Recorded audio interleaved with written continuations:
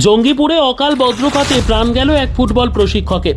জানা যায়, জোতকমল স্পোর্টিং ক্লাবের মাঠে প্রতিদিনের মতো ফুটবলারদের নিয়ে প্রশিক্ষণ দিতে গিয়েছিলেন ফুটবলার সাবিরুল শেখ।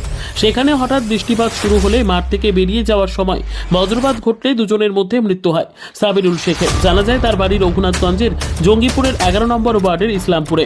আরেকজন মাঠে চাষ করতে গিয়ে বজ্রপাতে মৃত্যু ঘটে। তার নাম জয়ন্ত রায়, তার বাড়ি রঘুনাথগঞ্জের বাঘা এলাকায়।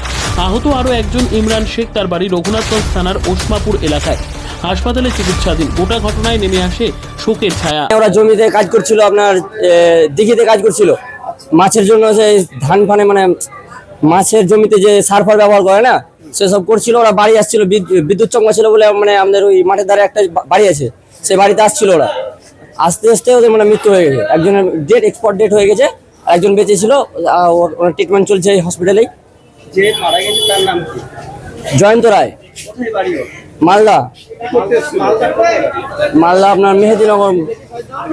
হ্যাঁ, এখানে কি কাজ করতেছে? এখানে মাছের যে মানে চাষ জমিতে যে কাজ হয় মাছের, সেগুলো করতে এসেছিল। মানে ঘাস টাস কাটা আর কি, মাছকে খাবার দেওয়া। জয়ন্তরার বয়স কেমন হবে? বয়স আনুমানিক 24-25 মতো বয়স হবে। হ্যাঁ, কোন জায়গাটা হইতে পারছে? বাঘা পেড়ে যে বিল নেই, বাঘা বিলের মধ্যেখানে যে এখন দিঘিগুলো করেছে নতুন নতুন সব মাছের চাষ করার জন্য। হাসিম শেখ, আপনার বাড়ি? ঘোরসালা। আমরা নিয়ে এসেছি। আমরা মানে ওখানে আমরাও থাকি, মানে আমাদের মানে পরিচিতের মধ্যে যে দিঘিটা আছে, ওটা আমাদের একটা দাদা। করতে যাচ্ছিল, মাঠে কি খেলতে যাচ্ছিল? না, ও তো খেলা পাগল লোক, সবসময় মাঠেই থাকে।